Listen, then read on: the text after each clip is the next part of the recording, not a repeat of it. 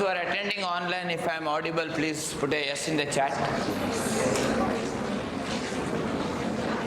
Those who are attending online, if I am audible to you, please put a yes. Okay. Great. Jeevan, Lakshmi, Pinky, Pavitra, all of them are saying yes. So, let's start with the class. I think in yesterday's class, I think when the white screen came, it was not visible for you. So you were not able to install? Oh. Installation of Workbench, I think it's already taught to you in the SQL. Okay, fine. So, if you do not know the installation, do you want me to teach? I am not here to teach any kind of installation. If there is any problem in your installation, that is your headache. So please make sure you fix that problem. Now you might be thinking, why is he saying like this? Because when you go to an IT industry, this is how you will be treated.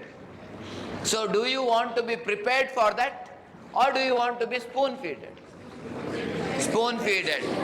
If you want to be spoon-feeded, great, but in IT industry, there should be one person who is always sitting beside you and helping. Then it will help you out, or else it will be a very difficult task. So in all the core Java classes, everything have been spoon-feeded for you. All the SQL classes, things were spoon-feeded for you. All your programming classes also, things were spoon-feeded for you. Here onwards, it will not be spoon-feeded for you. Because I consider you are ready enough to learn and take your this from this level to go to this level. Are you ready or not? Yes, now when you go to an IT industry, what do you do as a developer? It's not necessary that whatever problem comes across you, you already know the solution. That's not the scenario. If any problem comes to you, you may not be knowing the solution for that, but you should be capable of identifying the solution and applying the solution. Is that clear to you? And who are paid well and who are hired usually in the IT industry, if you ask me, not the person who already has a solution, but a person who can find the solution and get it done. Is that clear to you? Now, for example, when you are doing something, some error comes. You should know how to go to Google and check what is the problem and fix that problem. Or go to ChatGPT and see what is the problem and fix that problem. Or go to Thai, see the problem and fix the problem. This is what is required. And there are so many resources for this.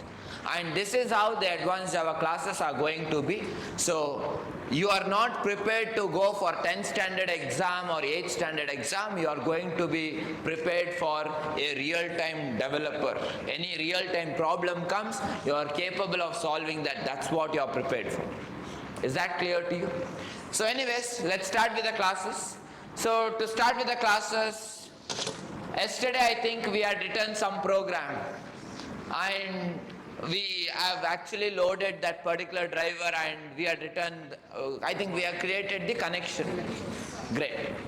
So what are we going to do in today's class? Let's write the first program in today's class. Is that clear to you? So let's go step by step. So first of all, let's see what was the program that we had done yesterday. So if I take you to the program that we had done yesterday, I don't have that program, I have the modified program of that. So anyways, you are which batch? May. Okay.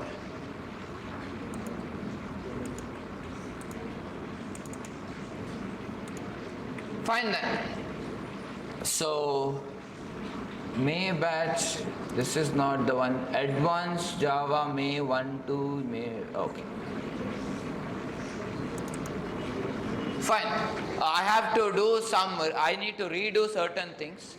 So I will just do that quickly. So I need to actually add the library. So I hope you know how to add the library and all of those things. Do you know how to add the libraries? Okay. So looks like all libraries have got deleted. We had created one thing called as lib, right? Yes. Oh, JDBC classes. Oh, okay, fine.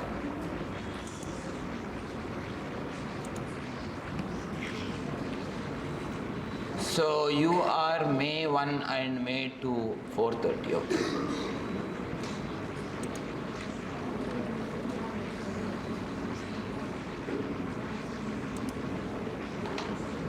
Let's fix that tomorrow. Let's see what was the code that we had written yesterday itself. So there are certain changes which has happened. I am going to remove all those changes. Don't worry about all these changes.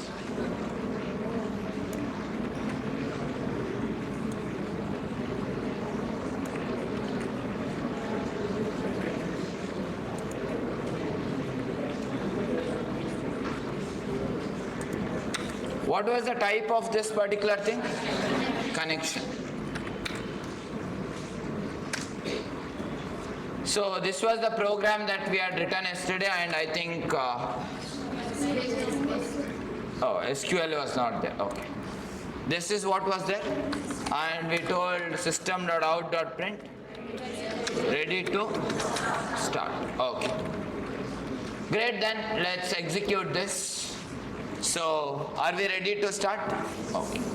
I will do one changes. So since yesterday there was one class, today there are two different classes.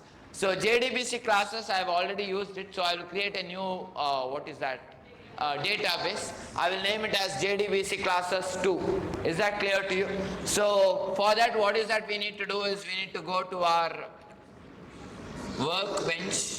So let me open the workbench over here. So this is the workbench. Obviously this will not be visible in recording, and I don't think you have to know these things. I mean, you already know what is that you need to do over here. So over here, you know how to change the color of this? How do you change it? Who those who know, please help me. I don't know how to change the color. Sorry? Help, preferences. Appearance, okay. Oh, in this color code I need to change. FFFF, we will make it as 00 and check. Here there is something called as fonts and colors. Grid size, let's change it to 15.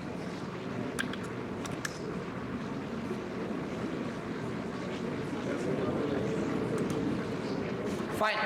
Don't worry, I will write it a bit bigger so that it will be seen. By tomorrow I will make sure that the size of this is bigger and it's visible to you as well. So I think yesterday we had just seen this, we didn't write anything over here and all of this, right? So let me quickly create one database.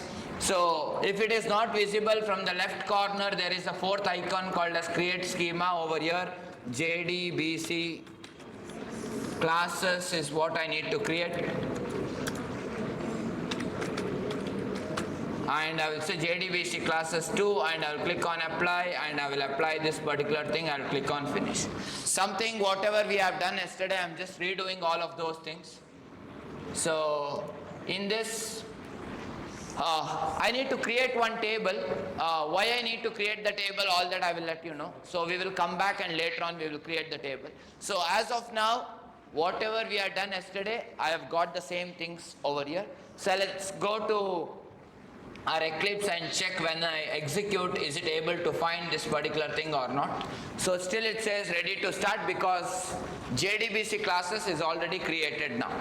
I mean to say, JDBC classes 2, this particular database I have created, that's why it says. Now for example, if I say JDBC classes 3, will it say ready to start?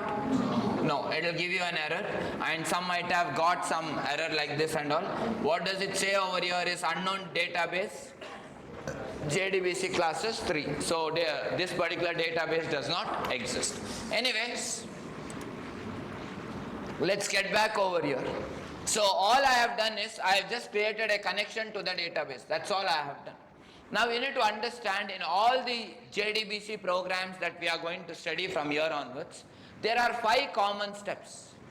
And the same 5 steps is followed in all the JDBC programs.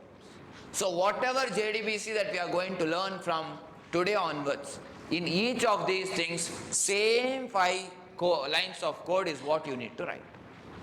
Good or bad? It's a very good thing for you. easy to mug up 5 lines, correct or not? So don't mug up the things. So first of all, I am going to show you how to write all those 5 lines, and later on we will do some improvements based on that particular thing. Is that clear to you? And so let's start with that particular thing, and let's see what are the 5 things that we need to do over here step by step. So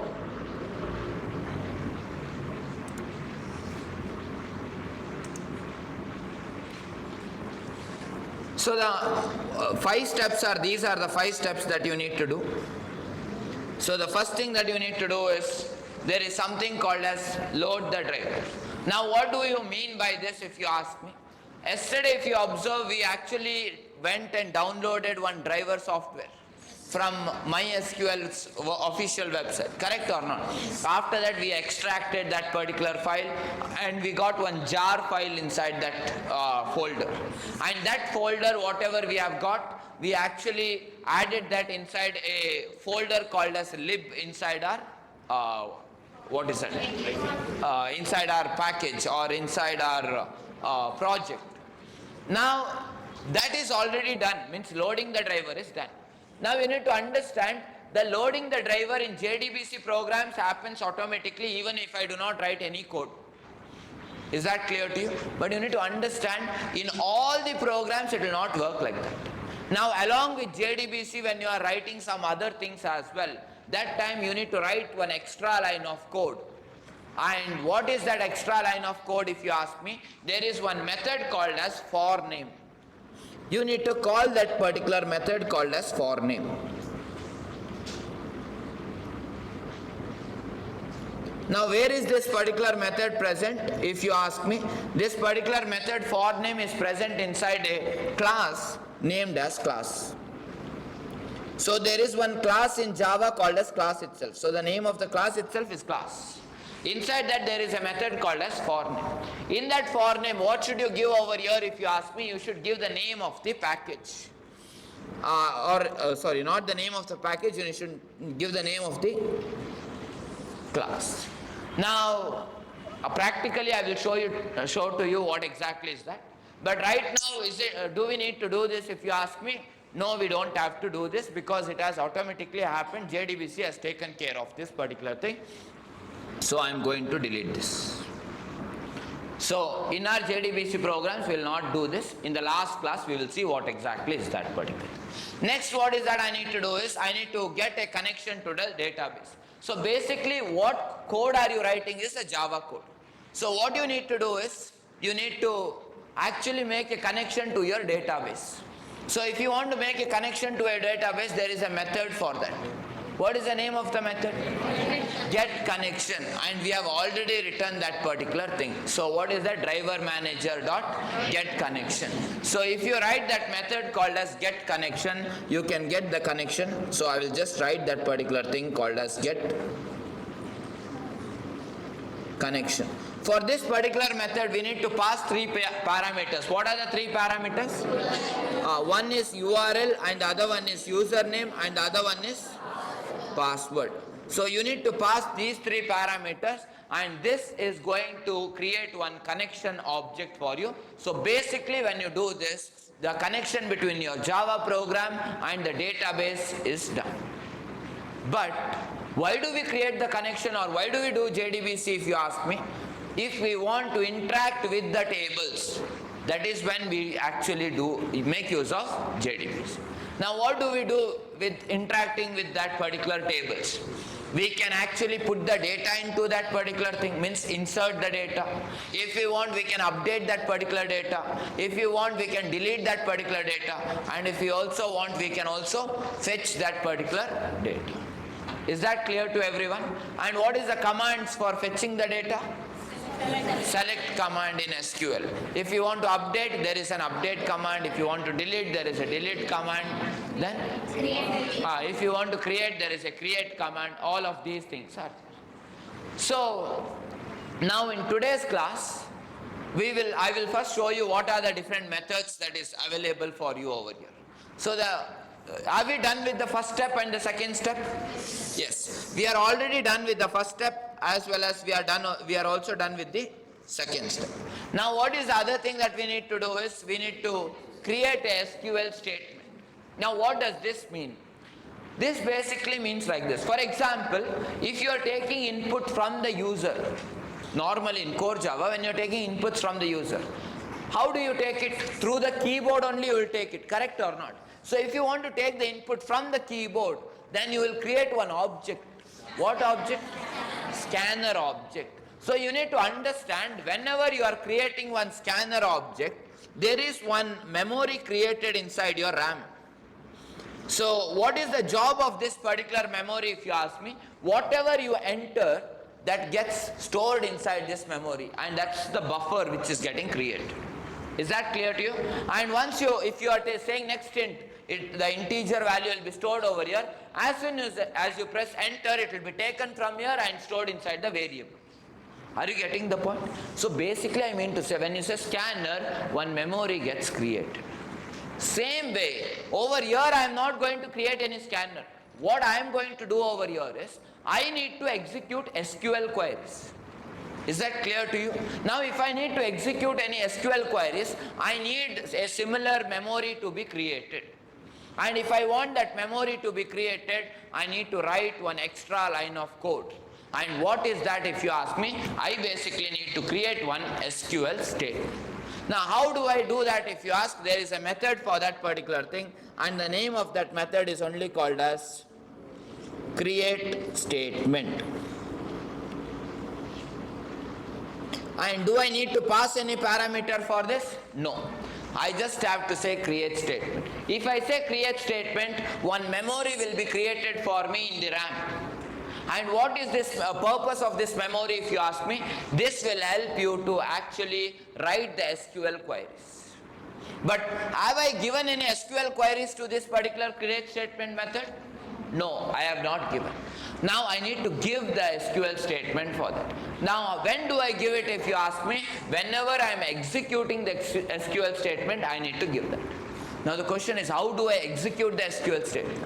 For that there is another method, and the name of that particular method is what we call as execute statement. So I will say execute statement. And when I say execute statement, have I written any SQL query as of now over here? Yes or no? No. So simply if I say execute statement, do you think Java will randomly execute some SQL queries? No. You need to give the SQL query for that. Is that clear to you? So whenever you need to give the SQL query, don't you think you need to write some SQL query? Yes. So what I will do is, I will write the SQL query, and for that purpose only we created this particular memory. So I am going to write a SQL query over here. Let's assume that I need to fetch all the data that is present in one table. So what is the query we are going to write in SQL? Select star from table. Let's assume the table name is employee. So how do I do it? Select star from employee. So I will write that particular SQL thing. I will say select star from employee. So with the help, when I created one statement, some memory was allocated, I have written the SQL query within that particular thing. So whatever I have written over here, I need to pass it as a parameter over here. So I will pass that SQL statement as a parameter over here. So basically you need to write this query over here as a parameter to this method called as execute statement. So can I write only select statement over here if you ask me? No. If you want select statement, you can write select statement. If you want insert statement, you can write insert statement. If you want, update statement, you can write update statement. If you want delete statement, you need to write delete statement. Small variations are there. What is the variations? I will let you know. Is it clear to you? Next, what I need to do is, once you do this, it will give you, whenever you write select star from employee in SQL, what exactly happens? Sorry? It will show you the database or the table. It will give you all the details present in the table, correct or not? Same way, when you execute this particular SQL statement, or when you call this particular method, it is going to give you the complete table. So if you have any SQL table over here, let's assume this is the SQL table that you have, it will give you this complete SQL table like this. Now whatever SQL table it has given to you, in Java we call this table as result set. Is that clear to you? So I will call this particular table as result set, and after that you can give any reference that you like for this particular thing. So I will call it as result set, and you can give any reference that you want to give. So I will give the reference for this as RES. And where will this RES be pointing to if you ask me? It will be pointing just above the first row over here. This is what exactly is going to happen. Is that clear to you? Once you get this particular result or that result set, what can we do? Your job is done. You can do whatever you want to do. If you want to fetch all the salaries, you fetch all the salaries because you already got the salaries. Now you want to find the sum of all the salaries, you find the sum. You want the average of the salaries, you find the average. You want to find who is the fourth highest salary person in this, you do that. You want to find who is the second highest salary person in that, you do that. If you want to print all the names, you can print all the names. If you want to print all the emails, you can print all the emails. So all of these things you can do it. So basically, result is given to you. If you want to process that particular result, you can process that particular result. And that is what I have written as the last point over here, that you need to process the result. Now, we need to understand. When I write a select statement, I will get one table like this, or I will call it as result set. But do you think when I write an update statement, I will get one table? Yes or no? Whenever you write update statement in SQL, does it return you anything? No. The changes are happening in the table, correct or not? When you insert anything, is it giving anything back, or you are giving something to that? You are giving to the table. So there is nothing much to do in insert or in update. If you are deleting something, is it giving anything back to you?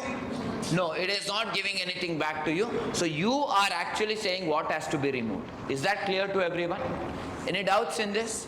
No. So in rough I have written what exactly all these things has to be done. So we need to get the connection, then we need to create the statement, then we need to execute. So only 2 lines is pending for us as of now in the code. What are the 2 lines? Create statement, execute statement. But you clearly know I can't simply call create statement. There should be some reference for that. Correct or not? Similarly, you should have some reference for this as well. After that, processing the result, you can write your own logic. Whatever logic you want to write, you write the logic. For example, if you want to print all the details, you write the logic for printing all the details. If you want to write the logic to print only the names, you write only the logic to print the names. Now, how to do all of that, we will see step by step. Is that clear to you? So, shall we start writing the code for this? Yes. So, let's start with the code. Is there anyone outside? Just call him. Ask him to get the remote as well, AC remote.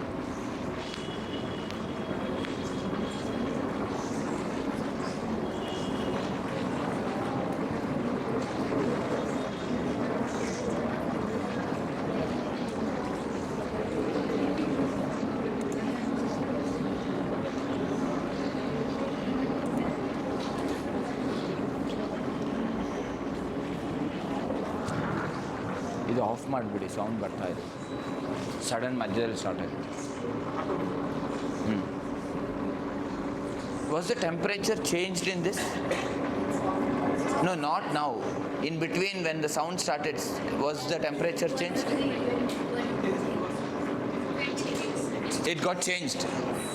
Then the sound started. Or from starting same temperature was? You just switch it off. I'm okay. But this is on, right? Okay. My humble request for everyone. All this while, was I audible for you? Fine. So, please don't access the TV or ACs with your phone. It's a humble request. Later on I will give dhamki for you. So, what? It's okay, it's okay. Sound is off. Sound it. So, first of all I am saying, I don't know the exact prices of these ACs, but one thing I know very clearly, one AC is more than 1.5 lakhs.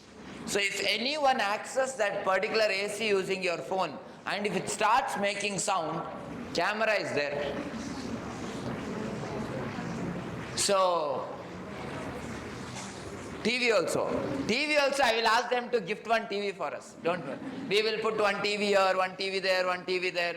So, make sure that you don't access it, and especially when it comes to ACs, because it will start causing problem and we will not be able to conduct the classes smoothly. And if I have to change, the whole thing has to be changed. It's a very great trouble. So if you want your classes to be cancelled and all those things, then don't do it, because not just cancelling the class, you will have to pay for each of that. So anyways, let's start from here. So these are the steps that we need to follow. That is loading the driver, getting the connection to the database. We are done with first 2 points. This is done, this is done. Now we have to create one SQL statement, correct or not? Yes. So I already got the connection object. So with the help of this connection object, I will be able to create a SQL statement. Is that clear to you? Now how do I create the statement? What is the method I told you? Backside? Backside, people are nodding their head when I say backside. I am asking what is the method name? Create statement. Okay. So the method name is create statement. So let's put all of this. So I will be writing all the logic inside this try catch. I hope you all know exception handling. Yes. Okay, fine. So how do I write that? If you ask me, I will say my connection dot create statement. So this is the method that I need to create. And what does this method do? This will create that memory, whatever I showed, where you can write the SQL query, or with the help of this you can write the SQL query, and it will return you one object, and the object is of type statement. So what I will do is I will store it inside the type called as statement. Is this clear to you? Now if you ask me, sir, is statement a class? Is statement a class? Yes. No. Statement is an interface. So you remember interface story? It was told to you to achieve standardization. There was interfaces created, and all these vendors had to create their own classes. Yes. So the MySQL vendor has implemented that particular statement class, and they have written the code. What is the class name? I don't know. But its parent is statement. So for a child type object, can I give the parent type reference? Yes. Yes. So that's a parent type reference that I am giving for the child type object. Is that clear to you? So internally, if you get into this, this is what is the thing. Now I have already got the statements, means I already got that memory created. Now with the help of that, I can write my SQL query. And after writing the SQL query, what is that I can do is, I can execute the SQL statement. So I am done with the third step. I need to go for the fourth step. So how do I write the fourth step, if you ask? I will make use of the statement that I have created, and with the help of this statement, what is the method name that we have seen? Execute statement. So that is what I showed you, execute statement. Oh, then there is a small mistake. That was a wrong method name. It is execute query is what you need to write. That's not execute statement, it is execute query. Oh, over here also I have written SQL statement. Okay. So the method name is not execute statement, it is execute query. And over here it's saying password. That's not password, that's a mistake. So Eclipse could not guess it correct. That's a problem. So over here you need to pass one parameter. What type of parameter should you pass? String parameter is what you need to pass. So randomly can you pass any string over here, if you ask? No. If you randomly pass any string, then it will give you exception. Then what string do you need to pass? You need to pass one SQL query over there. So what SQL query? Whichever you like, you write that SQL query. But which query I want to write over here is, I want to fetch all the details from a table called as employee. So what is the query I need to write?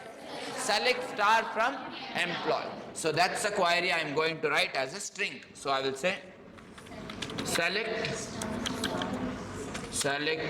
star from employee. Is this clear to everyone? So this is the SQL query that you need to pass.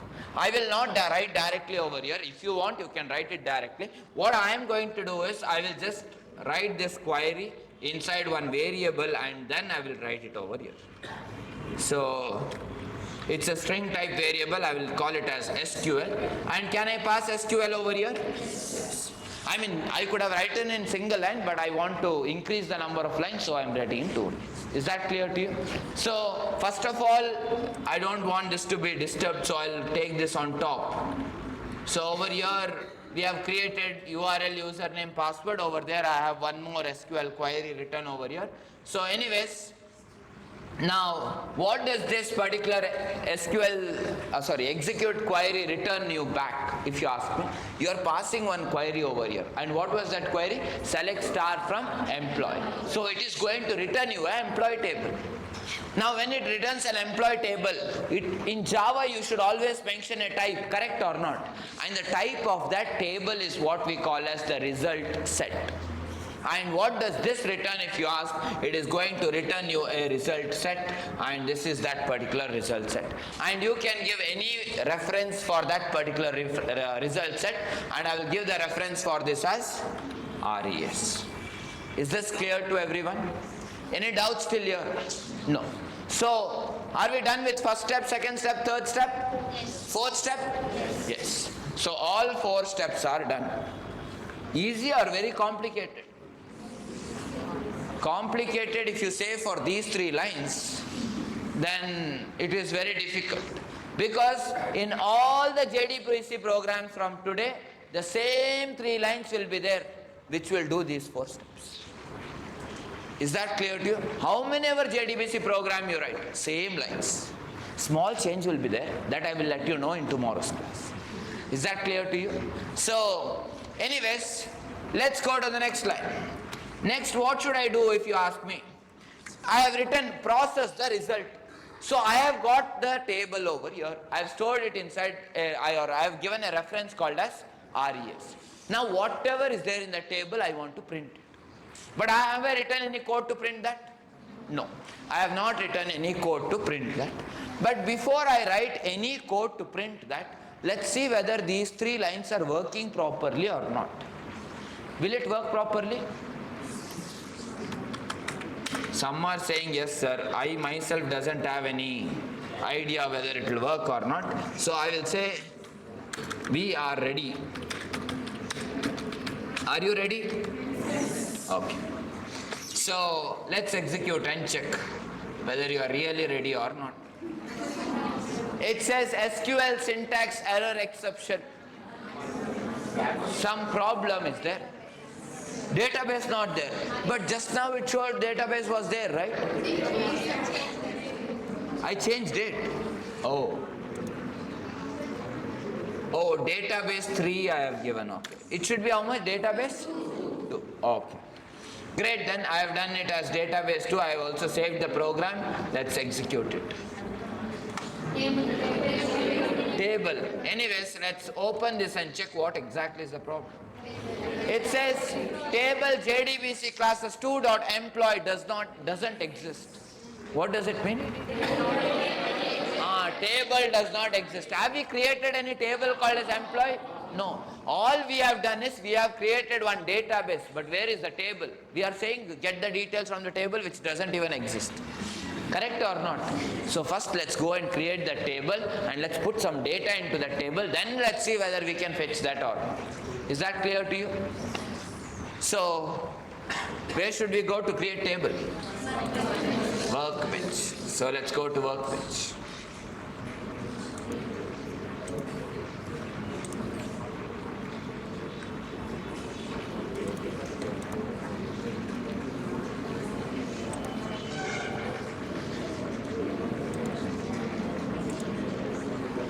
So I am in the workbench There is one JDBC table, so I will say create table over here. Whatever table I showed you, the same table I am going to create, is it visible for you? Visible, not visible? Not visible.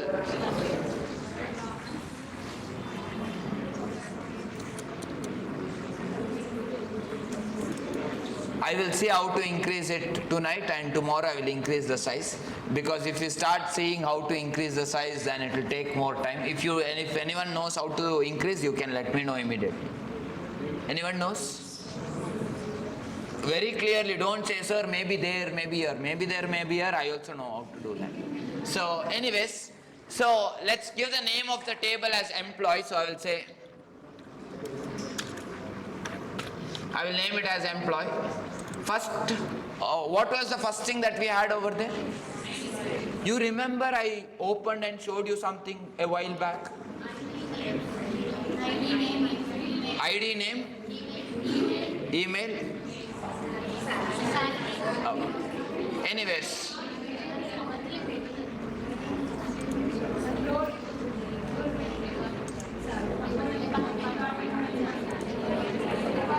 so what all I want in the table is, I want ID, I want name, I want email, department. Is this clear to everyone? Okay. First let's go and create all of this one by one. So employee is done. I will say ID, type is integer, then what do you want? Name, type is varchar. You are able to see there is something varchar? There, last bench, you are able to see? Come here, places are there. So then again one more is email, next department. Wait, I am not as fast as you guys. So next one, salary. Salary full Josh you are saying. Salary type is what? Integer, so I will make it as integer. And you can clearly see, we know ID should be of primary key, correct or not? Or salary should be primary? ID only. So over here PK they have written, that I have check mark. Is that clear to you? And if I check mark on PK, NN also will get check mark. NN is not null. Is that clear to you? And there are other options as well, unique, then auto incrementation, all those things that you do your research, and while learning SQL you should have learnt all those things. Have you learned? Yes. Okay, awesome.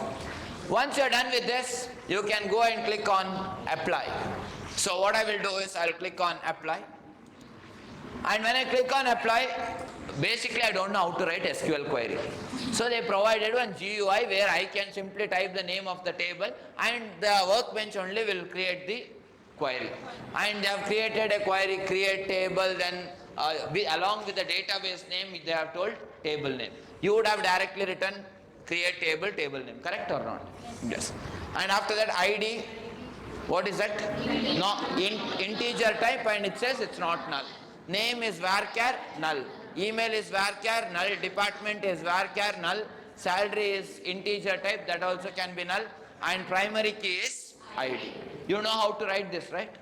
Yes. You don't use GUI because I think you know SQL very well. You know or you don't know? If you don't know, study.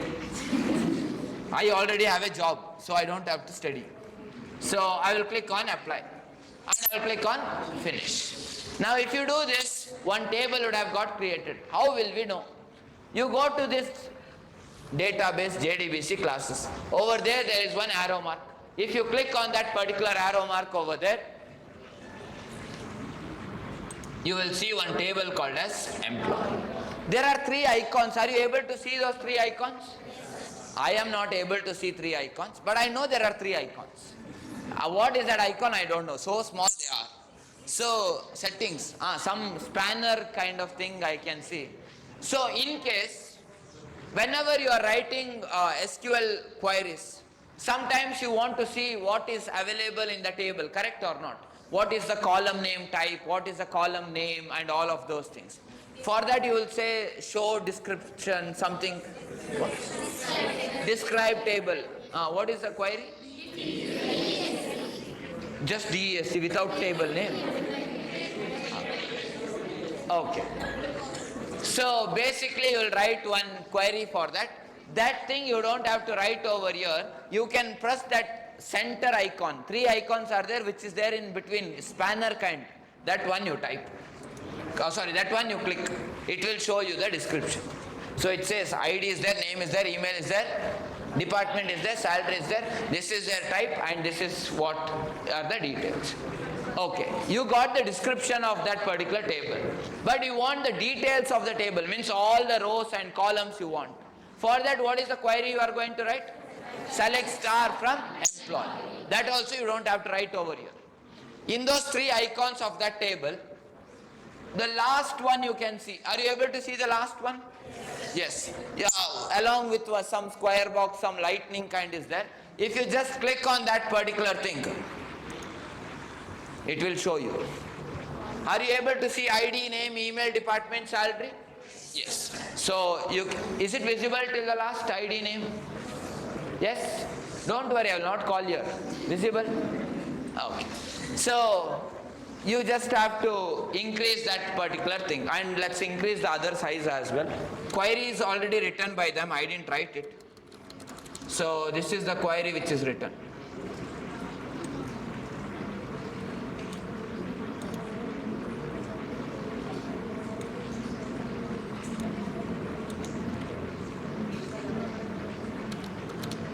Fine.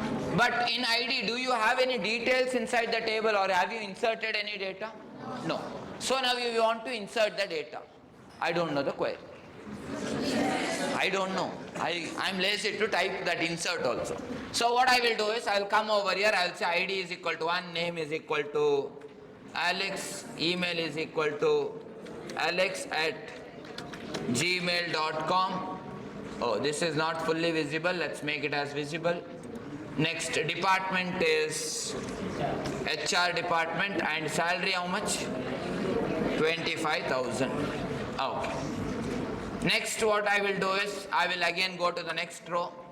In the next row, to bob@gmail.com. We will put him to IT department, then salary is 55,000. Next, 3, I will give the name as Charlie. We will give the name as charlie@gmail.com. Department, IT itself, salary 75,000 will be.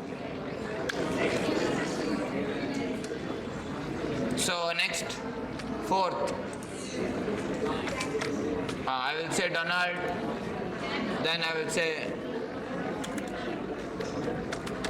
Donald@gmail.com. Which department? Finance department, salary is 60,000. Is this clear to everyone?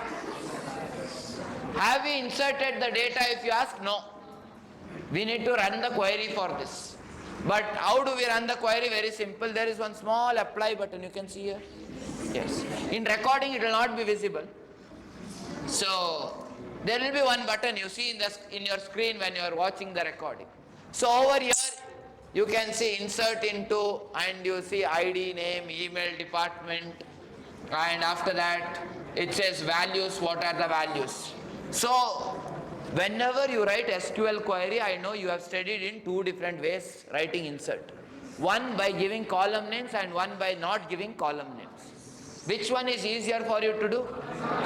Not column names, but you should not write like that. You should always give column names and then write it, because that's the industry standard. So that anyone who comes and sees your query knows, oh, this value is going for this column. That is why over here as well, they are following that particular standard. If I click on apply, all these details gets inserted, and if it works properly, you can see over here, executed SQL statement. If that comes, it means it has got executed. How do I make sure it is really there or not? Simply you can go, I think you know how to execute over here. That lightning button you are able to see. If you are not able to see, over here, 3rd one yellow color lightning will be there. So if you just click on that particular thing, it can say it is coming over. Is this clear to everyone? Yes or no? Yes. This is all MySQL workbench. So let's go back to our this thing. So did it say ready to start? Yes or no? Yes. But have we created the table or not? Yes. I think we didn't say ready to start. It told some exception, correct or not? So if I open the console, let's see whether it was showing exception. Yes, SQL syntax exception. And what was the exception? Table employee doesn't exist. Now let's re-execute and check whether it will give the error or not. So if I execute this, we are ready. It means table it has got and it has connected to that particular database, it has created the statement, it also got the result. Now all you need to do is just process that particular result. Now how to do that, we will see step by step. So this is that particular table that you have got. Let's resize this and keep it on one side. This is the table that you have got over here. Now what is that I need to do is, I need to print all the details that is present over here. So that result, whatever pointer you have created, it will always point one row before the first row. Is that clear to you? So there is something called as metadata, that's what it will be pointing to, that we will see later on. Now what is that I want to do is, first I need to print the first row. Now how do I print the first row? If I need to print the first row, first of all I need to get this res to the first row. How do I get res to the first row? There is a method for that. And the name of the method is called as next. If you write the method called as next, what happens is that res will come to the next row. So what happens is res will come from here to here. Now say me one thing, is it compulsory that there should be first row? Or can the table be empty as well? Table can be empty as well, correct or not? Now how do we get to know there is a row over there or not? My next method will say. What will the next method do if you ask me? When you say res.next, it will come from here to here. Once it comes from here to here, it will return you a Boolean value. What is that Boolean value? If the row exists over there, it will return you true. If the row does not exist, it returns false. Is it clear to everyone? After I am done with that, I need to get all these details one by one. We will see how to get that. Once I get all the details, I need to print all the details. Once I am done with printing the details, what should I do next? I need to print the next row. Is that clear to you? If I need to print the next row, I need this res to come to the next row. How do I get the res to the next row? By calling the method called as next. If I call the method called as next, automatically this res will come to the next row. So it will come over here. Now, how do we know that there is a row or not? If there is a row, it will say true. If there is no row, it will return as false. So if it returns true, then what should I do? I need to fetch this detail, this one, this one, this one, this one, and then print all of them. Are you getting the point? Yes. Once you are done with that, you want to print the next row. How do you print the next row? Get the result to the next row. How will you get it? By saying next. So whenever you say next, the res will move to the next row and it will see whether there is a row or not. If there is a row, it returns true.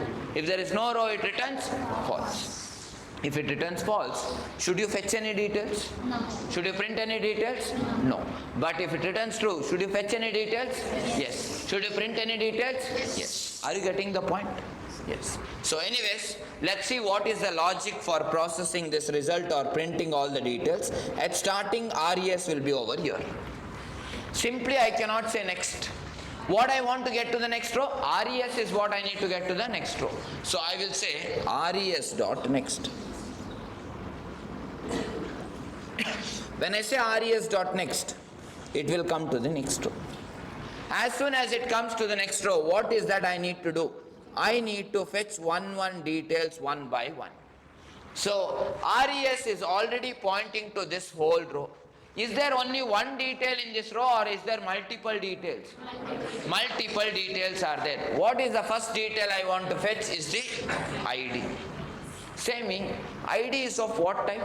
It is of type integer. Now if it is of type integer, then there is a method for that. What is the method if you ask? I need to call a method called as getInt. If I say getInt, it will fetch me the integer detail present in that row. But say me, in this row, is there only one integer detail or is there more than one integer detail? There is more than one integer detail. So you need to also mention which row detail you want. Which row detail do you want? Oh sorry, which column detail do you want? ID is what you want. Because if you say getInt, there is one ID and there is one sal. Which one do you want first? ID. Then you should not write simply getInt over here. Over there you need to pass one parameter. And what is that parameter if you ask me? That's the name of the column. What is the name of the column? ID. So you need to pass it as a string value. So whatever detail you get over here, it will return you the ID. That is what? 1. You need to store it inside a variable. So I'll store that particular thing inside a variable and I'll store it inside a variable called as ID. Any doubts in this line? Did I get the complete row or did I get only one detail of the row? One detail of the row. Next what I want is, I want the name. This one is what I want. Say me, what is the type of that? Sorry? Yes, it is varchar. It is varchar when we are dealing with SQL. Am I writing SQL query or am I writing Java code? In Java you say me what is that? It is string. So I will not write get varchar, I will write get string. So what is that I need to do is, I need to say get string. If I say get string like this, will it execute or not? Yes or no? No, because if I say get string, wherever res is pointing in that, get string means this is string, this is string, this is string. Which one you want? Name is what you want. Then you need to say the column name. So what I will do is, I will pass the column name over here. What is the name of the column? Name. So I will say name over here. Is this clear to everyone?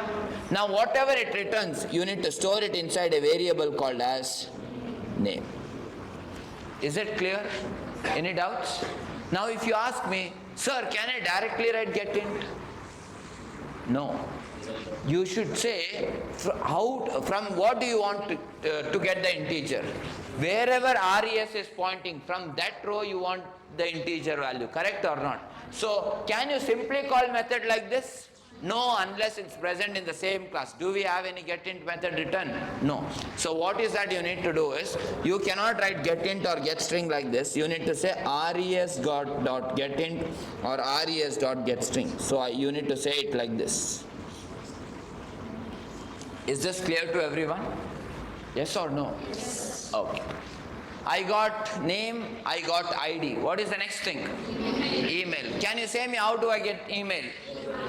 I need to say res, means whichever row it is pointing, wherever res is pointing, in that I want a string value, so I need to say get string. And what is the name of the column? Email. So I will say email. And I will close it, and whatever is the detail, I will store it inside a variable called as email. Is this clear? Next, what should I do? I want the department. Department type. What is the type of the department? String. So what should I write? res.getString. But the column name is what? Department. So I need to write that particular thing. So I will say res.getString. I think in the table we have written it as department, correct or not? So over here I will write it as DEPT, but in code we need to write it as department. And whatever it is, I will store it inside the variable called as DEPT. Is that clear to you? Next, what do I want? Salary. How do I get the salary? I will say res dot get int. And after that I will say salary. And over here I will store it inside a variable called as salary. Have I got all the details of this first row or not now? Yes, I have got the ID, name, email, department, salary.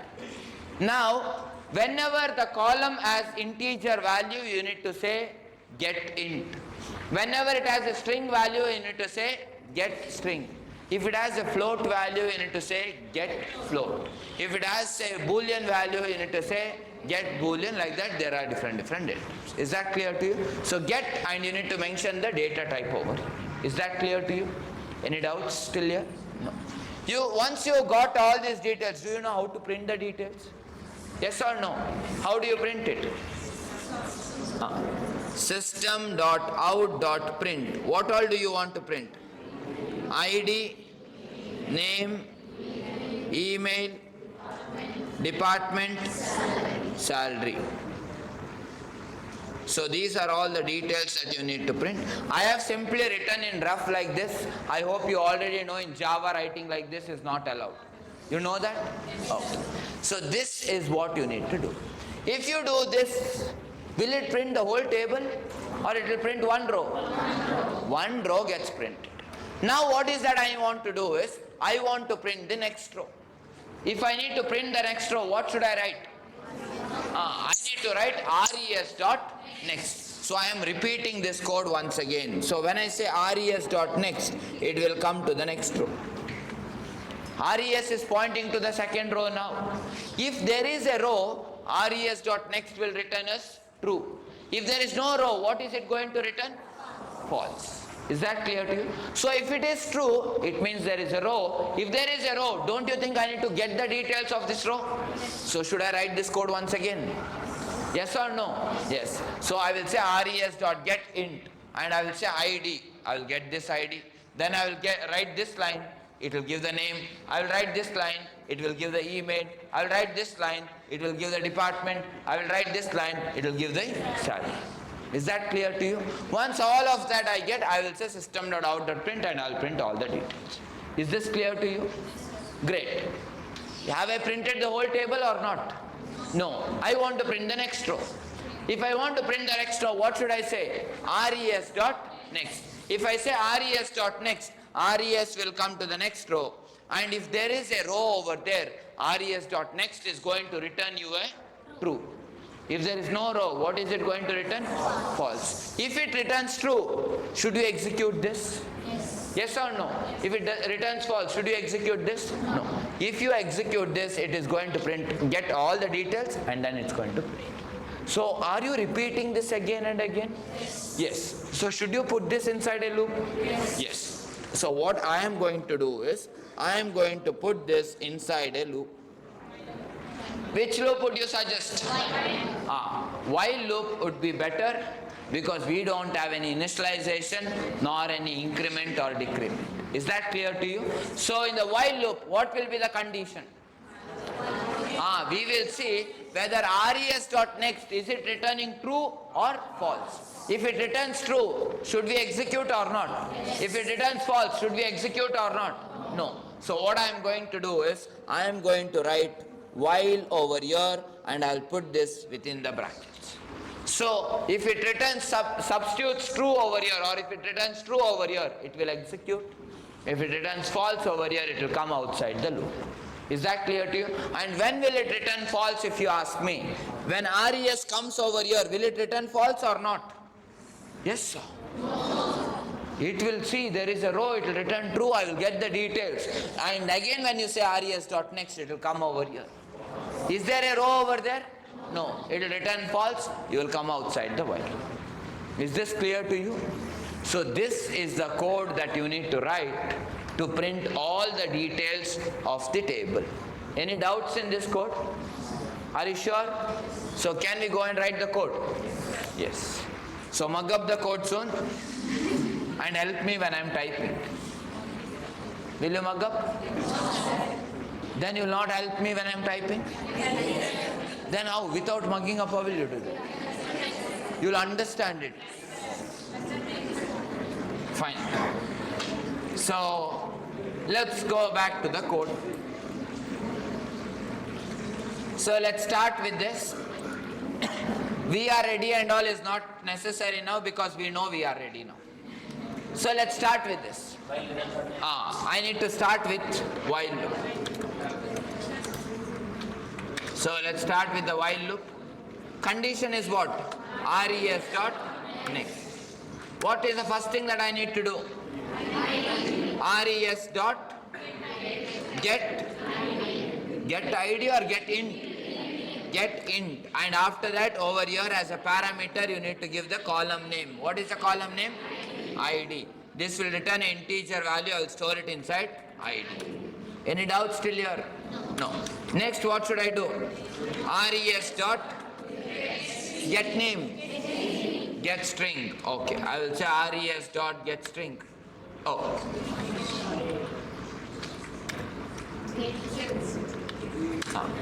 Get string.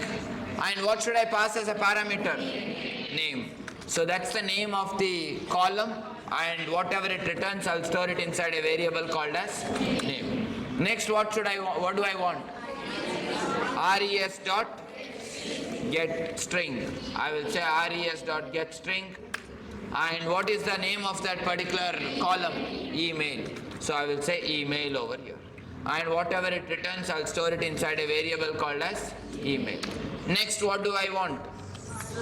Res dot get string. Department is what we want, so I will say res dot get string, and we will say what should we say? Department. And I will store it inside a variable called as dep. Next, one more that is left out is the salary. So salary is of what type? Integer type. So I will say res dot get int.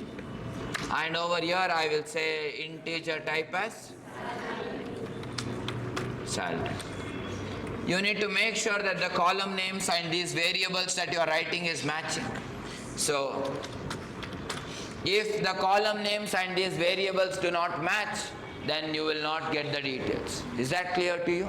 It will say, it will give some SQL syntax exception once again. So make sure that you are matching all of that, and once you are done with this, what should you do? You need to say system.out.print. What should you print? ID. Then I want one space or comma to be there, so I will give one space. Next, what do you want?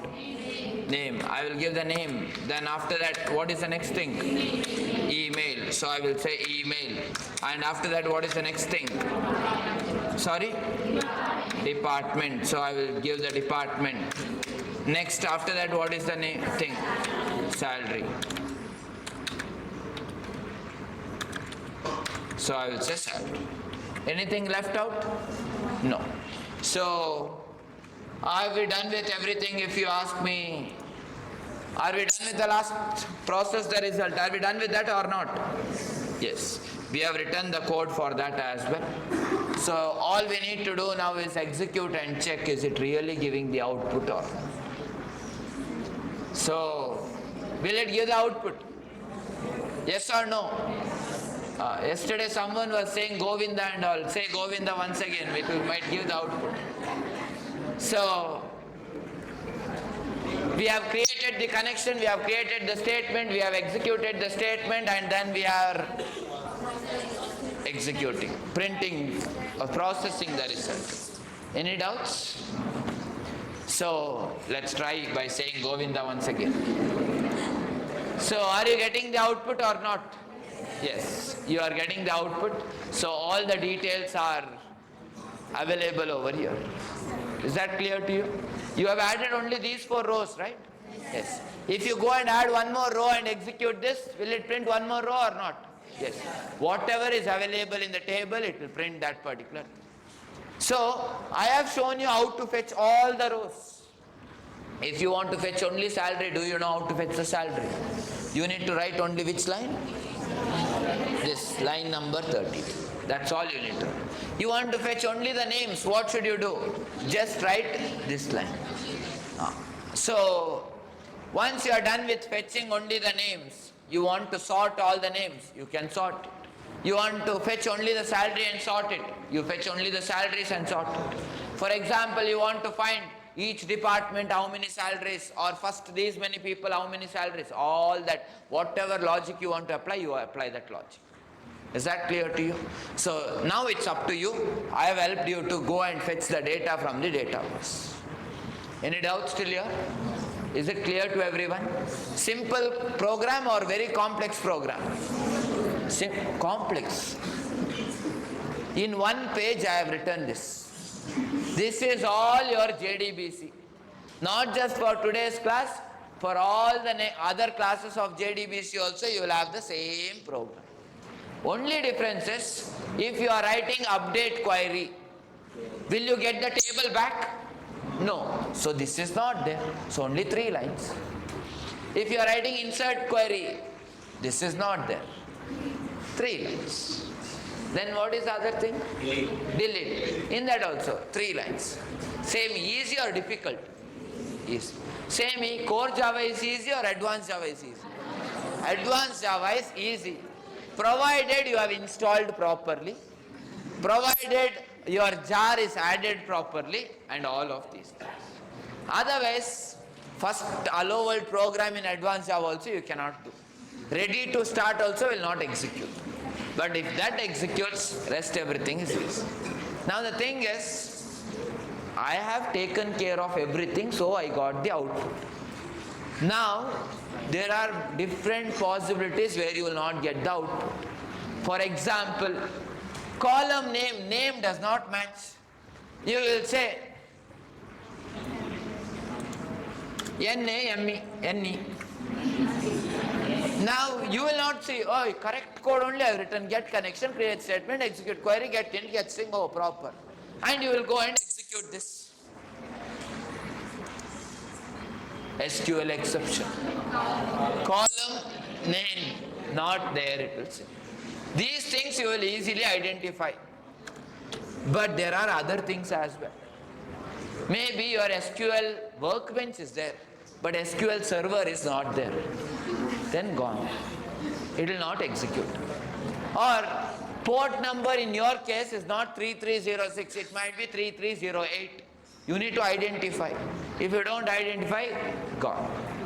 So like that, for example, when you are adding the jars, I told very clearly you need to extract the file and then take the jar and add. Some people will copy the zip file and directly add it. I am saying this because morning other students were doing the same thing. And they are saying, sir, see sir, jar is there. Not jar, see sir, you told lib, I have done in library. Little only changes I have done. But it's not happening. Problem is, over there little change, but didn't even extract. And some people, they will not even extract. What they do is, you know in Windows, without extracting sometimes you can go inside the zip file. Yes. One person, not one, some 2 or 3 people came. Sir, I am going inside, I am copying, but pasting is not happening, sir. You didn't even extract, how will it even copy that particular thing? So, and then later on when you are trying, some are trying to add external jars, but in the zip file they are adding it. So all these kind of things, if you do, then you will not get down. So please make sure you take care of all these things. Is that clear to you? Great. We anyways got the output. All are discussing something. Till what time is your class? 6. So, I don't know why some are simply sitting and smiling. They are looking at the bench and smiling. I don't know what is visible in their bench. So, anyways,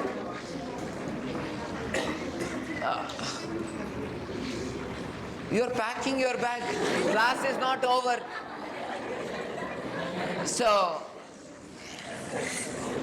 whatever you have written, you will get the output for this. But when you go to an IT industry and write a code like this, they will say write properly and come back. Because if you write code like this, you are not following certain standards which is set by the IT industry. So you need to follow those standards. Is that clear to you? So shall we follow those standards? Yes. So to execute, this is the code. But for following such standards, you need to write some extra code. Nothing of advanced Java, all core Java only. You should make sure you know those concepts. You know those concepts? Yes. Especially exception handling. You know that? Okay. Let me see. So first of all, I have written this code inside the try block. After try block, is catch block compulsory or optional? Someone is saying optional. I will make him optional in the class. So now what is that we need to do is, I have got the catch block and I hope you know what catch block does and all that. Print stack trace method, you know what it does, right? It will print the complete stack trace. You know what is stack trace? Yes or no? Don't know? Then go and learn core Java then.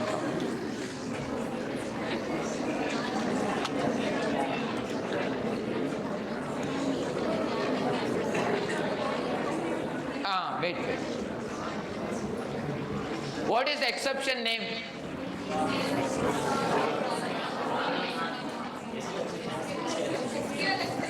What exception name I am asking? SQL exception. What is the message? Column name not found. Great. After that, where is the exception happening?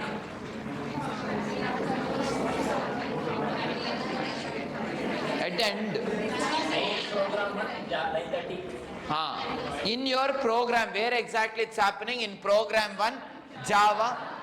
You know this, right? com.tab.program1. Com and tab is nothing but your package.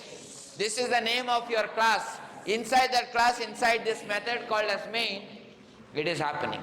In main, where exactly? That main is present inside a file called as program1.java. In that line number 30 is where your exception is happening. Is that clear to you? Now, is it directly happening over here? No. You have written one method called as getString. Correct or not? So that method is getting called. Is it clear to you? So you can say results at implementation dot getString. So in this particular method, it is happening. But is it happening there? No. This method is calling another method called as findColumn. That's where it's happening. But is it the root cause? No. That method is calling createSQL exception. And that is calling other method. That's calling other method. That's calling other method. And this is the root cause. And from that, from this method throws to this method, throws to this method, throws to this method, throws to this, throws to this, and finally throws to this.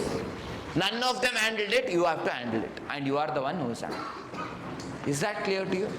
In your exception handling classes, who took your exception handling? Or me? Okay. So in that you would have shown one stack, one method, over that fun2, over that fun3. Has he shown that or not? Yes. What is that? That is only your stack trace, where the so where exactly is the exception handling and how exactly the exception object is thrown from one method to another method, from one method to another method, and comes all the way till the bottom.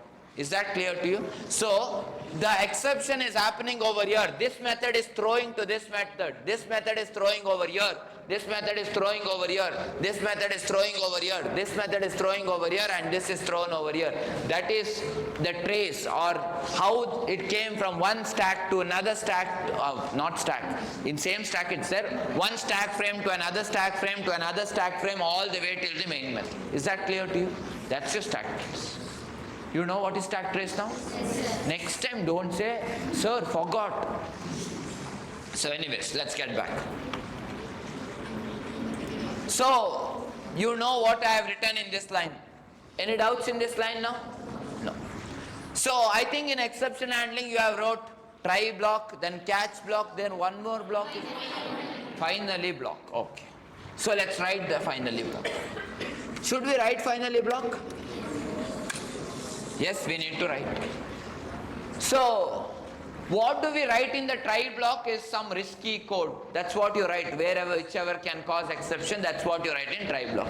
What do you write in catch block? Whatever is handling code, that you write in the catch block. What do you write in finally block? Sorry? Huh? Compulsory? Compulsory to execute. Whatever lines you want to compulsorily execute, that's what you will write in the finally block. Am I correct? Are you sure? Okay. Many are like, hey, don't ask me. So, anyways, white shirt. Your right side, white shirt. What do we write in finally block? In table I am visible for you. Something you are looking in table like this. Dreaming. I think getting late, that's why. Sit.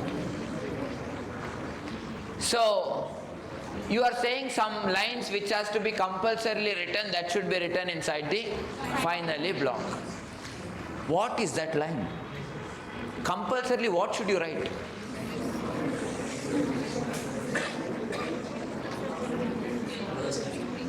This is what I consider as mugging up. You got the point? You told compulsorily we should write something. What is that compulsorily you need to write? Sorry? SQL. What did you say? Message. Oh. Message and all is not compulsory. That's all is optional. What is compulsory? Okay. Let's see what is compulsory.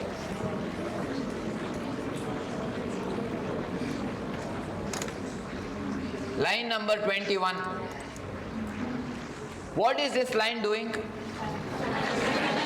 What connection? Java is connecting to the database, correct or not? So one connection is created from Java to database. Now what is that we need to do is, once everything is done, you need to close that connection. And it is compulsory for you to close that connection. Why is it compulsory? Because if you do not close that connection, there can be something called as resource leakage, or resource leak is what you can say. What do I mean by that particular thing? For example, you know cyber attacks? Hackers can get your data and all that. There are different algorithms or different ways of attacking or doing cyber attacks. And in that there is something called as SQL injection. So, there is something, it's cyber security. Why are you worried? So, you just understand there is something called as SQL injection. So, that can be done if you do not close that resource. Is that clear to you? So, if you create any connection, you need to compulsorily make sure that you close it. Not just connection, whatever resources that you create, it is compulsory for you to close such resources. So, what should you do is, whether exception occurs or it doesn't occur, you need to make sure you are closing it. Now if you write in catch block, what happens is, if exception occurs, only then it will close. If you write in try block itself, let's assume it was executing over here, you wrote NANE. Exception occurred or not? So if you are closing over here, is it executing that line or not executing the line? Not executing the line. So that's why these kind of code should be written inside the finally block. Is that clear to you? So let's go and write that inside the finally block. So I will come over here and inside the finally block, what was the name of that connection? My con. That is what I had written over there. So let me reduce the size so that it's visible for you. You can see on the top what I have written? MyCon. Let's copy this particular thing, and over here inside the finally block I will say MyCon dot close, and I will close it. Is it clear to everyone? Any doubts in this? Oh, some error is happening? Why?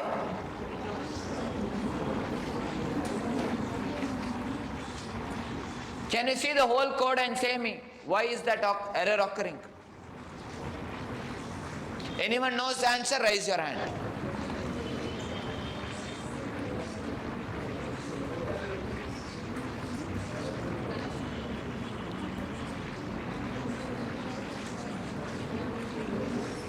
Anyone has the answer can raise your hand. Close. Method does not exist. Oh, method spelling wrong. CLOSC. Correct only. Very good. So what exactly is happening is, you know local variables? What is local variables? Method inside? Sorry?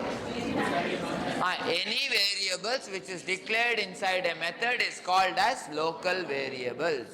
Is my con a local variable or not? Is it a local variable? Yes or no? Last fourth bench. Straight last fourth bench. Please focus. So, that particular variable, whatever I have created, don't you think that is created inside the try block? Observe carefully. Is it created inside the try block or not? If this variable is created inside the try block, can you access it outside the try block? Yes or no? No. Simple question I asked. Maybe in the first 10 days of your core Java classes this was taught. Correct or not? Not able to answer. So, anyways, you should make sure that it is not declared inside the try block, because if you access inside the try block, then you cannot access it. If it's declared inside the try block, you cannot access it outside the try block. You would have seen this in all the programming classes. While writing for loop, int I is equal to 0, you are declaring inside the loop.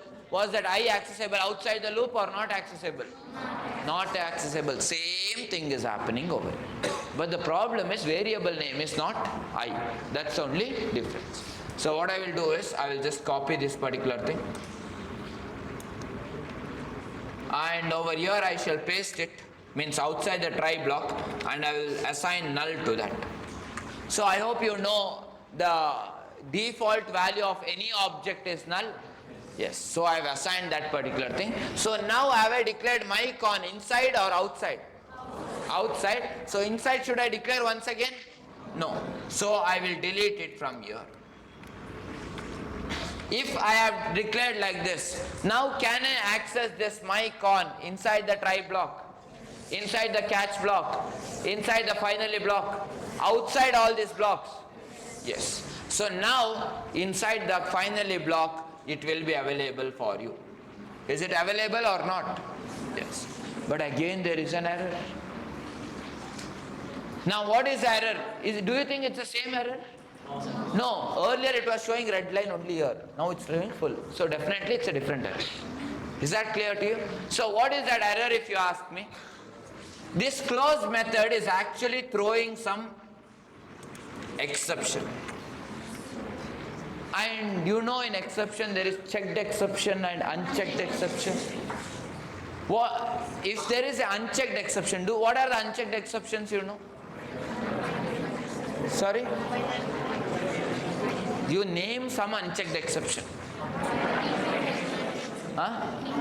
Input mismatch exception. Great. Array index out of bounds exception. Huh? Arithmetic exception. Negative array size exception. Oh, great. These are all unchecked exceptions. And there are some checked exceptions as well. All the SQL exceptions are checked exceptions. So it is throwing such of the exception. So what I need to do is check the exception. Is it compulsory to write try catch or not? Yes or no? Yes. So you need to compulsorily handle this. So you can either write throws in the main method, or you can also write try catch. The good way of handling it is by writing try catch. So what exception is it throwing? close method is throwing SQL exception, so I'm handling that particular SQL exception. Is that clear to you? So this is the actual code. These are some extra try-catch blocks that we have written over. Is it clear to everyone? Now the same thing has to be done for other methods, other resources as well. What are the other resources that we have? If I scroll on top, there is something called a statement that we have created, correct or not? I need to close this as well. So what I will do is, after this, I will say statement dot close. S is actually lower cases. You can clearly see it is giving error. I hope you already know what is the reason behind this error. What is the reason? It's declared inside this particular try block. So what should I do is declare it outside the try block. And I will assign it as null. Great. After this, what should I do is I need to remove this particular declaration. Now you can clearly see the error is gone, but it's showing a new error. Again, it is throwing the exception, so I will handle that by writing try catch. I have closed two resources. There is one more resource that we have created. What is that? Result set. So that also has to be closed. So I will copy this particular thing and I will assign null to this particular thing. And let's go back over here and have I deleted it? No. Let's delete it. I need to say res.close as well, so I will say res.close. Again it is giving error because I need to write the try catch. So great, then I have written the try catch for this as well.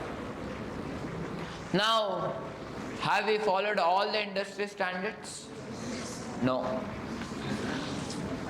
Because you have handled all the checked exceptions, but there can be some unchecked exception. One unchecked exception that can cause very clearly is, for example, I have created my connection, I have created statement, I have closed res as well. Now let's assume that I will go on top.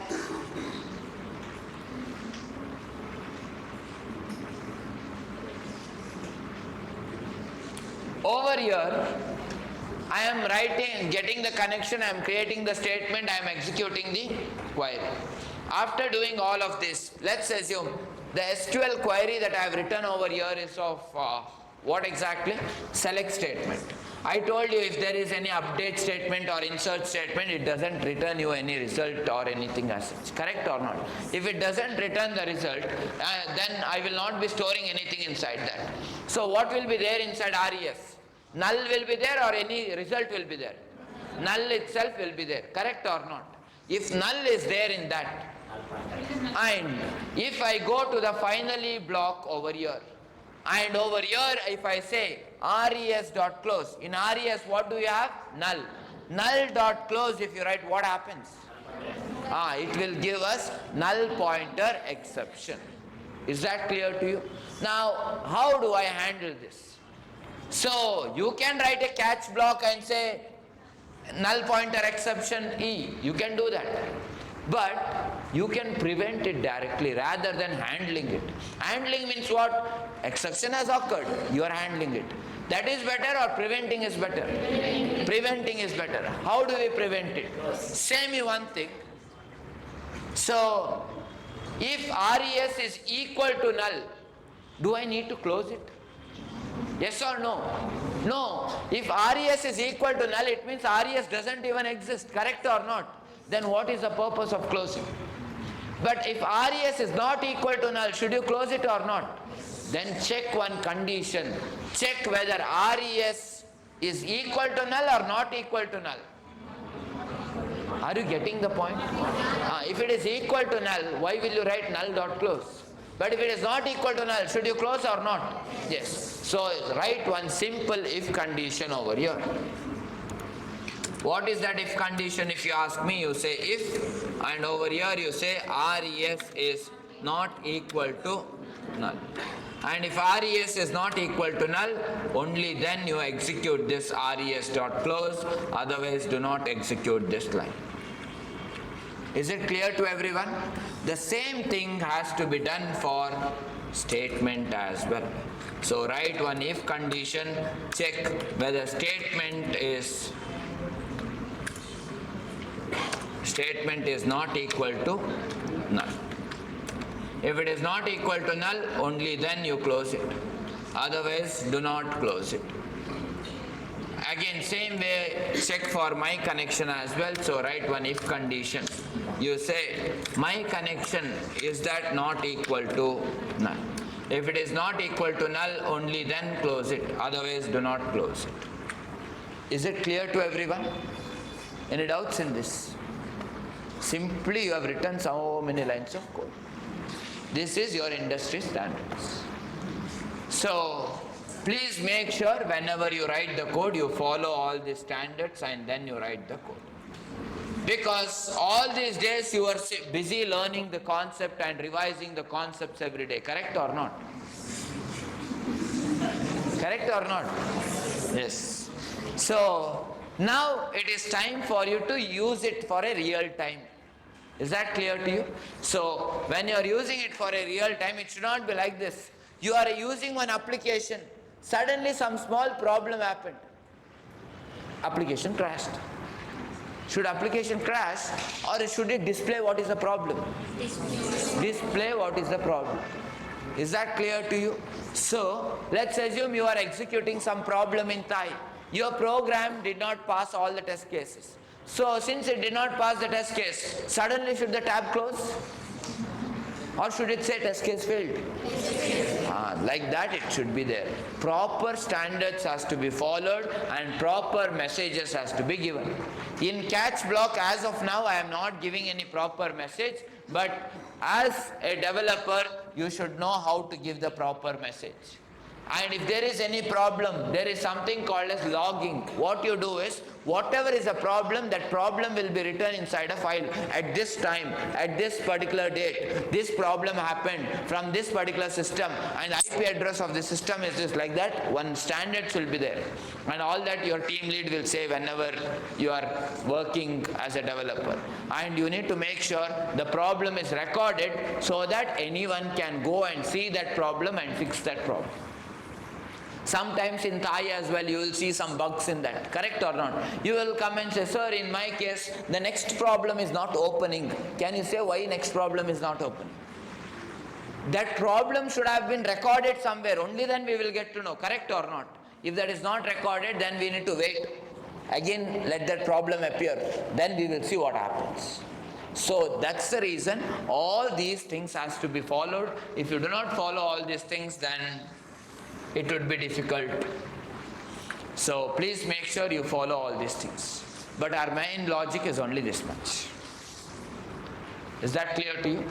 So rest all, whatever lines you have written, that's all extra lines that you have written. Now, should I write all the things inside the main method? No, you should not write. But what is that you need to do is, over here if you observe, you are just writing the logic for displaying, correct or not? So call a different method and let all this code be there inside that particular method. And let that method name be display and it should display all the details of the table. Same way if I go to the finally block.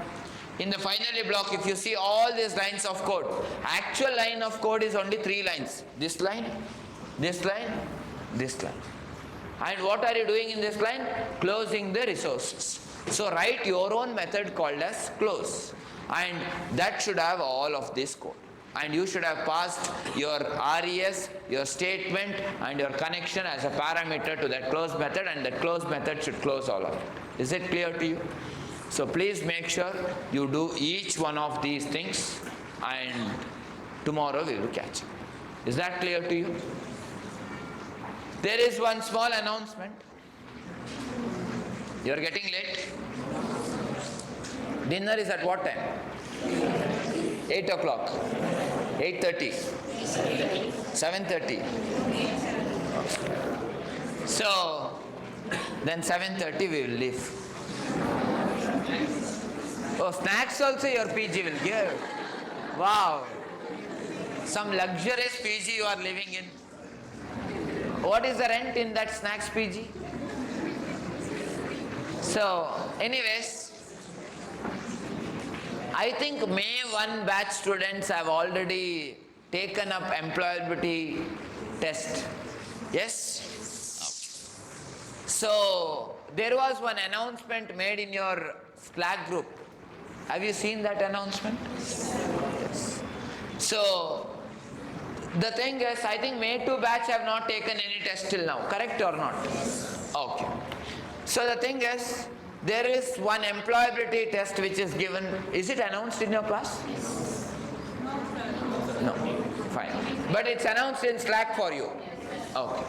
So, there is one employability test which is given to each one of you. I think it is told in the class repeated times while core Java was happening.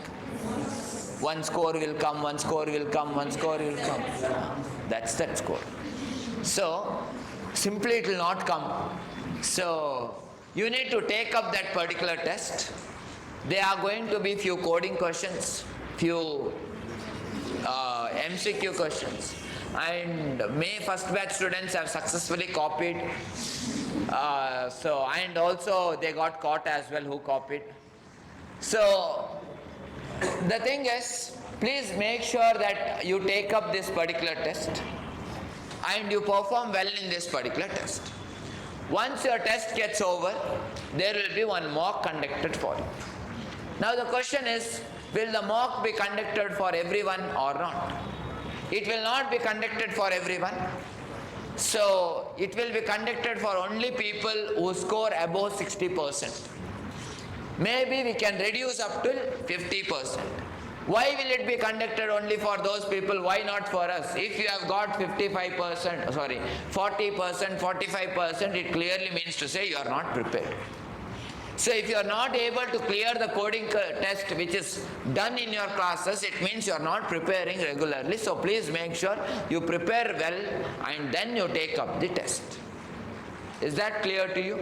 So, for May 1 batch, the test is already over, so you can keep it aside. For May 2 batch, the test is not yet over. My first question for you guys is, the test will be conducted tomorrow. Are you ready for the test or not? Yes, no? If it is no, then when will you be ready? Next week, when? Friday, will you be ready? Okay. So please, okay. Don't worry, it will be conducted next week itself. I also want you to perform well. It's not like I want you to perform badly. Is that clear to you? Please make sure, you can discuss later. While having snacks, dinner and all, you sit and discuss. The thing is, once you take up the test, for May 2 batch it will be conducted next week.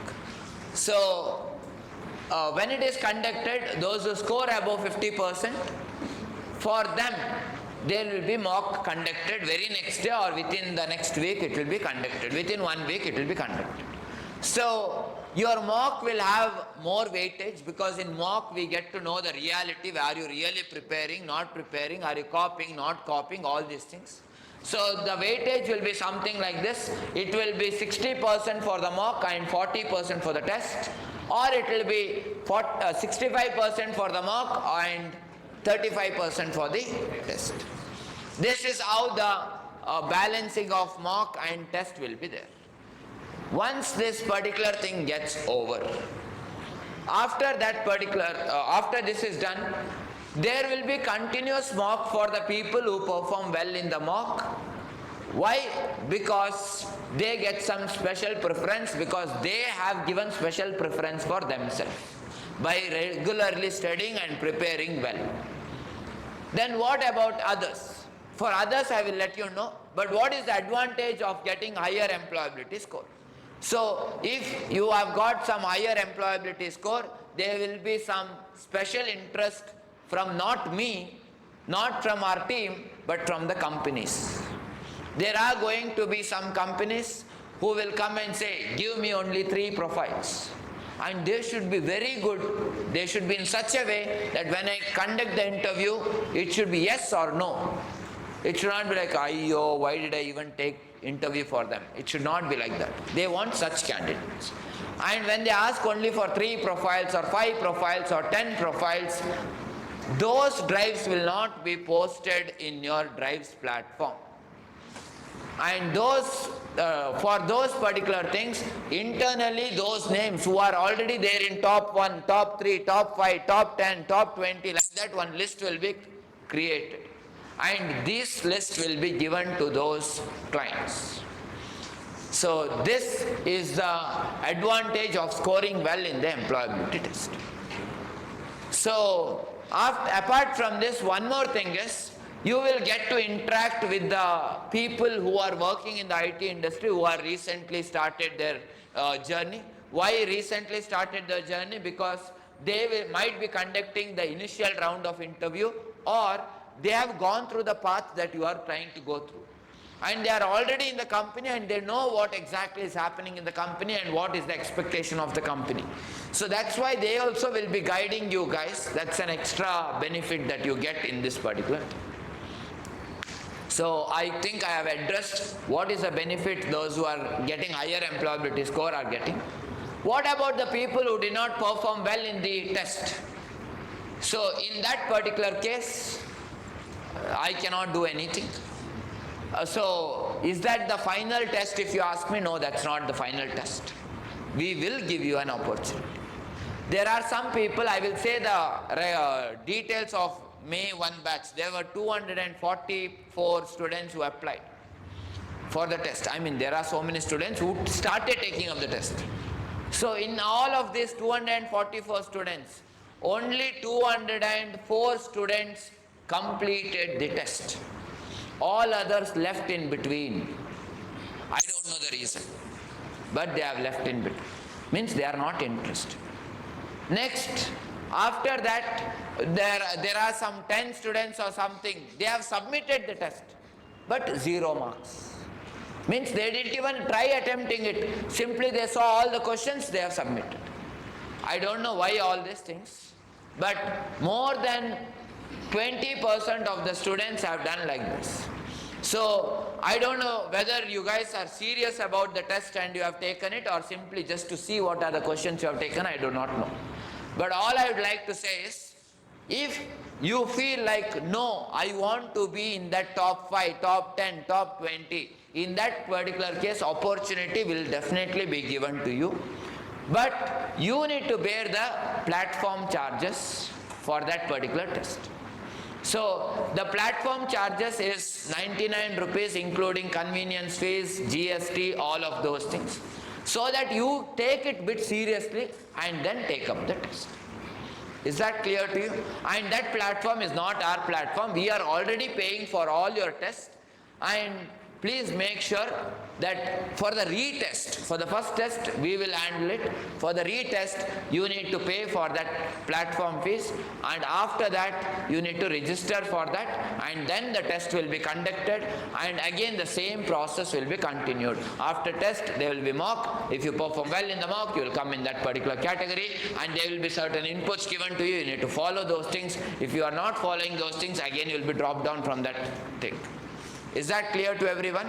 And if your employability score is 0 already, or if it is 20 or 17 point something, anything like that, if you want to improve, you will have to take up the test. And if it is already 80, sir, can I take it once again? Yes, you can take. But when you take that particular test, if your employability score becomes 70, what will be updated over there? Is it 80 or is it 70? Whatever is your latest, that's what will be updated. Is that clear to you? Why latest will be updated? Because maybe you prepared very well for the test. After that, for 1 month you didn't even study. Then you might have taken the test and you would not perform well. So what is your current rate? That is what will be available. Is that clear to you? So, and in May 1 batch, already the message was posted to you. There was one link also given to you. Some of them have made the payment for that particular thing to take the test. I don't know whether everyone has seen that particular thing or not. My question is, it was told the test will be Friday or this thing, but we are not conducting it today. Do you want it to be conducted tomorrow or not? No. So you are not prepared. Advanced Java questions will not come. Core Java only. Do you want it tomorrow or next week?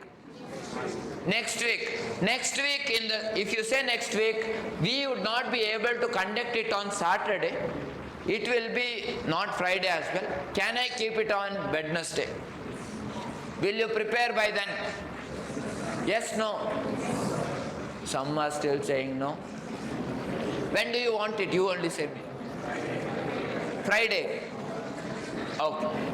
It will be either Thursday or it will be Friday. Anyways, we will see each other every day. I will let you know at what date, what time. But make sure you are prepared for Wednesday. If you are prepared by Wednesday, you will get Thursday to revise if it gets postponed. Again, if it gets postponed by 2 days, you will get 2 days of extra time.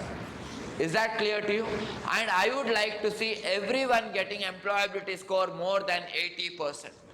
Can I expect that? First day when I asked, will you solve all the programs that I asked you to solve? One Josh was there. Now when I ask, will you be ready? Some are like, nice expression. So, anyways, it's all up to you. Do you want to hustle and get, or do you want to aram se chill and aram se reach? It's all up to you. I am no one. But one thing I would say, that if you hustle now and if you reach your goal soon, you will not regret going ahead. But if you are aram se chilling now, ask yourself, are you giving the best that is possible for you to give? You ask this question yourself, and then if it is yes, then great. If it is no, then maybe you need to work towards that particular thing. Is that clear to you? And it is possible, it's not impossible. See, Chandrayaan has reached moon. So, and that too with a very less budget. So, Indians are talented. That's what I would like to say. But are these Indians talented enough is what is the question. And I would say that even you guys are also talented. It's not that all those who are working in ISRO are from IITs and NITs. They are also from Tier 2, Tier 3 colleges as well.